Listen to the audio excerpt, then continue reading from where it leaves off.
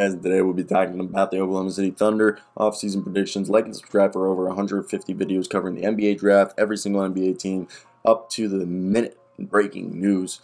So let's get right into it. I want to hear right now in the comment section if you're an Oklahoma City Thunder fan or just an NBA fan in general. What do you think the Thunder should do? Why should they do it? And how will they do it? Let me hear your predictions down below, and let's get right into it. And right now, the Thunder in this year's NBA draft, they have the 30th pick, the 12th pick, and the 4th pick. There's been rumors that they could use those picks to move up if they really want somebody, if they don't get a top 3 pick. Now, I have them staying where they are at the 4th spot, the 12th spot, and the 30th spot. At the 4th spot, in my latest mock, I had them going Keegan Murray because I like the idea of Keegan Murray, Darius Bazley, Isaiah Roby. Is it Roby or Robbie? I've always said Roby, but I really like that. And Jeremiah Robinson Earl, of course. I like that, but then you also say that's kind of undersized, but I think the versatility there. And the other picks would, because I have Smith, Banchero, and Holmgren going top 3, and the other guys would be Ivy, Mathurin, and Sharp. Sharp would be the only other person I could see them considering. Then at 12, I have them going with Johnny Davis because he can play, he's 6'4", almost 6'5", so he can arguably play, the wing position, and he's a good, I could see him being the 6th man in the future.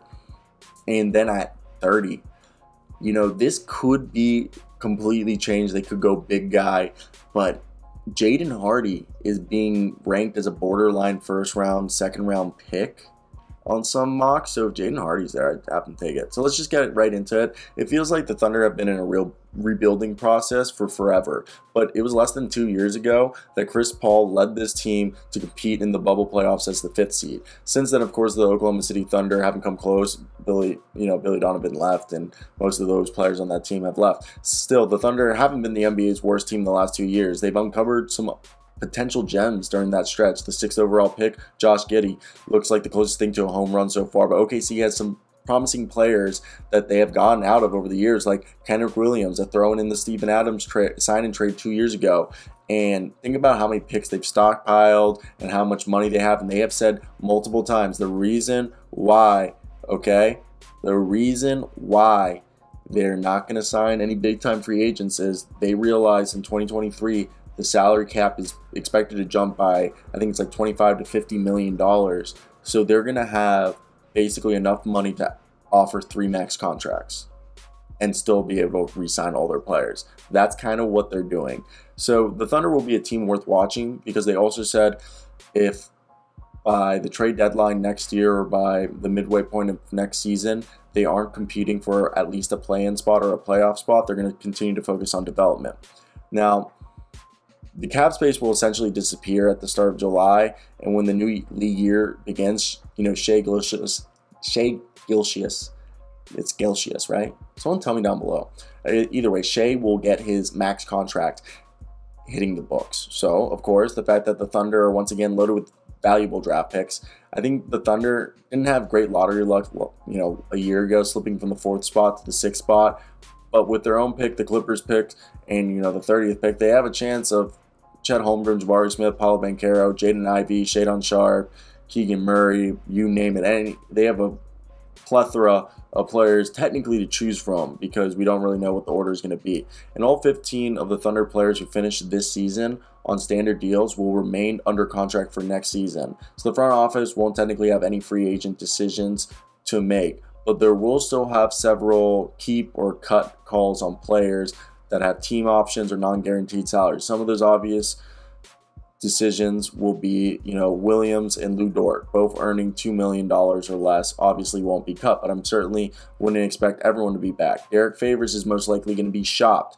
And for me, I think that, I said Derek Favors, right? Derek Favors is going to be obviously shopped, and they're probably going to get rid of him to a contending team or somebody who's going to buy him out. Darius Bazley and Ty Jerome, for instance, are both entering contract years.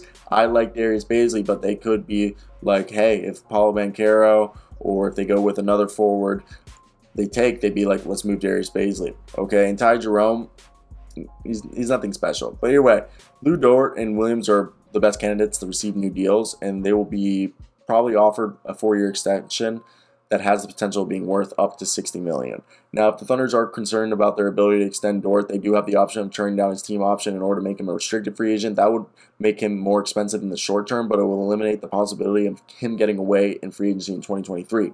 In that scenario, Oklahoma City would also be able to go beyond the 4-year, $60 million limit that would have to be applied. So basically, Shea's under contract, Josh Giddey, Darius Bazley, Ty Jerome, Poku, Trey Mann, Jeremiah Robinson-Earl, Aaron Wiggins. It's crazy that they're still paying Kyle Sigler.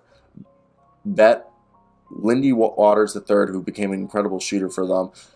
They could bring back Mike Muscala, but I don't think so. So I expect them to bring back Lou Dort, Isaiah Roby, Kenrich Williams, and yeah, like I take off Vet. So I don't think they'll bring back Vet or Teo Maledon. So Kenrich Williams, Lou Dort, Isaiah Roby, Lindy Waters III, Aaron Wiggins, Jeremiah Robinson-Earl, Trey Mann, Poku, Darius Bazley, Josh Giddey, Shea, and then you could also throw in Ty Jerome, and they're at 12 guys right there.